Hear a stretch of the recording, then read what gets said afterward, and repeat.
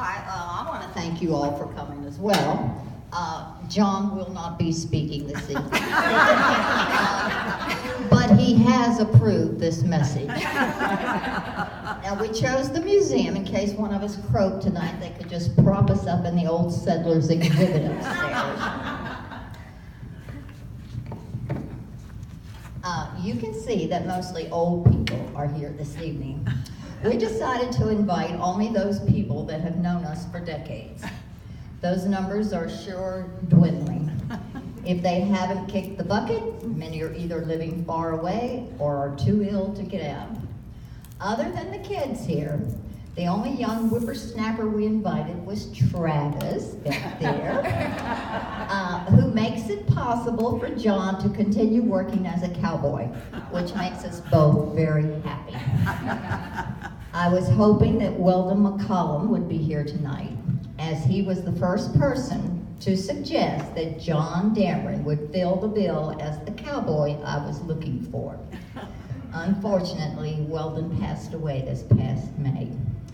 When I heard the name John Damron, I automatically gave him points for his name alone.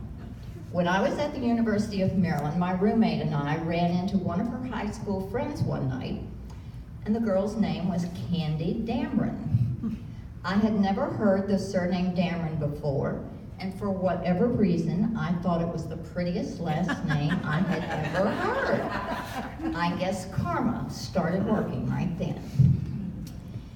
It is almost 50 years to the minute since we got married.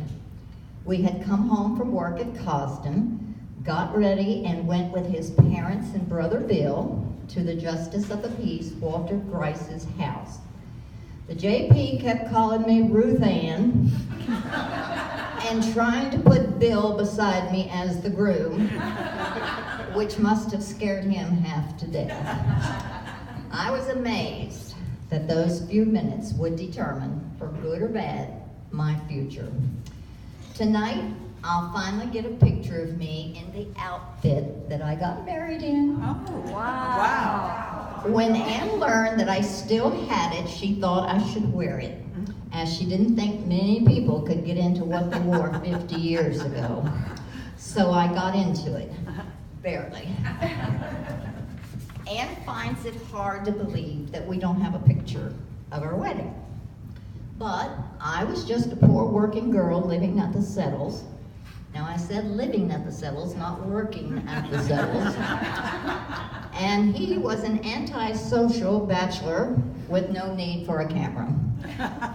Now why his parents didn't have a camera, I don't know. It didn't even dawn on me that day. Anne thought the picture she had on the front of the invitation was from the wedding, but it was actually taken at the shower that the pals and the barbers gave us after the wedding. So we got married, we headed for Carlsbad. At White City, the gas station attendant cleaned the windshield with a wire brush, which permanently left swirls of scratches. As long as we owned that beautiful blue Mercury, those swirls, when hit by the lights at night, brought back memories of our honeymoon.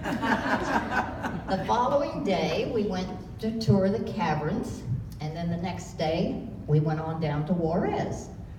We shopped the markets, where I bought a pair of mugs decorated with the Aztec calendar.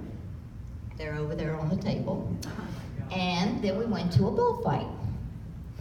But I guess we just weren't sophisticated enough to appreciate the art of it all, because we left before the first bull bit the dust. Studies show that the two things couples argue about the most are kids and money. We had only the one chick. Where is my chick? Oh, there it is. She's there. Oh. And she was so near perfect that we had no reason to argue over her. But her daddy never did quite understand why little girls squeal so much. As for the money, we both can pinch a penny hard enough to make Abe holler, "Uncle." So we never had those problems either. No, we have completely different views about dumb things. Things like clouds. If a big black cloud comes up, John will say, "Sure could use some rain, but looks like it's gonna go around us." When I see a big black cloud, I think, man, that sucker has my name on it. It's headed right for me, batten the hatches and head for the cellar. And this drives him crazy. But his thinking he's immune to lightning drives me crazy. I've told him more than once, go ahead, go on out there. But if you get struck by lightning, don't expect me to rush out to give you CPR or to call 911 because lightning will come in on the phone lines. But since we now have cell phones, I guess I would call 911, but I ain't going out there. He's always said that when we're driving somewhere, all I ever see is the line down the middle of the road.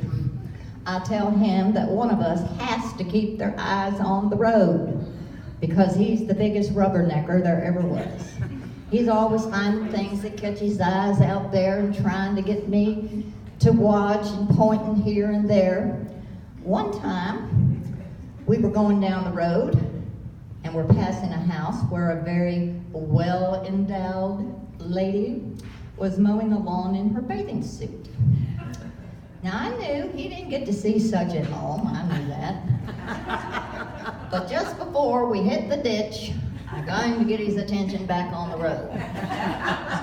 And I asked him if he had gotten an eyeful. And he said he was just trying to see what kind of lawnmowers he could find.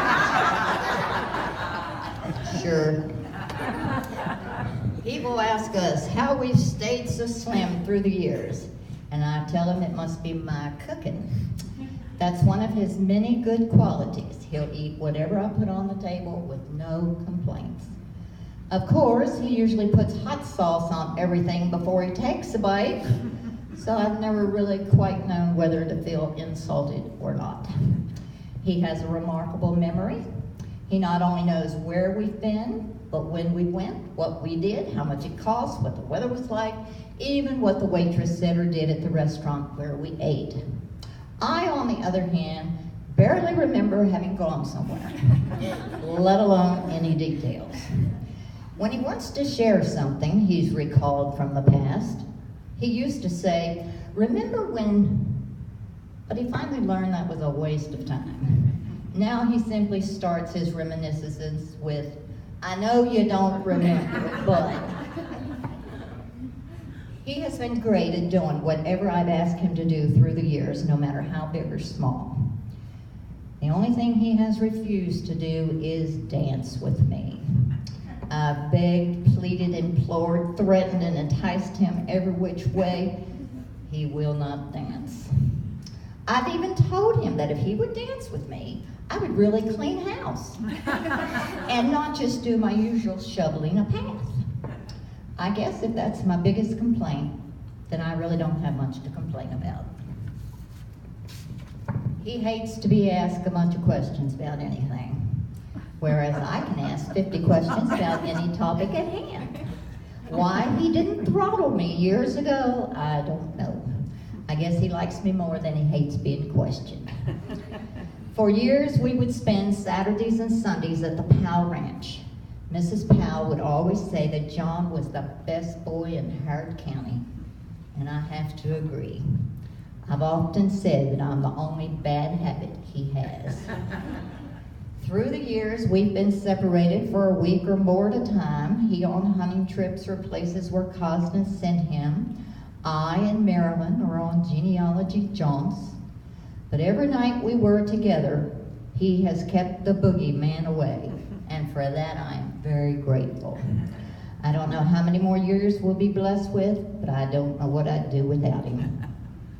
Our near-perfect daughter got us a near-perfect son-in-law, and they have given us 2 near-perfect grandkids, John, Aaron, and Ellen. Without a doubt, our daughter and her family are the icing on the cake. She was the instigator of this evening, and even though, as most of you know, we're not party people, we're glad to celebrate our 50th anniversary with people that have known us for so long. We've played a few songs. I don't know if everyone could hear it, but we're going to turn them on again here in a minute. And most of the songs fit the occasion. Some you may not think do, but Ellen has passed out the song list for an explanation of those that might not sound like anniversary songs when you hear the title. Later, after we get our food and get settled, if anyone has a thought they'd like to share about us or our anniversary, you're welcome to come up and say a few words. So we'll lead the way through the line. Please eat all you can, because some people who were supposed to come couldn't come, so there's extra food. So if you eat, you're still hungry, go back and get some more, but please save room for some cake. So that's it.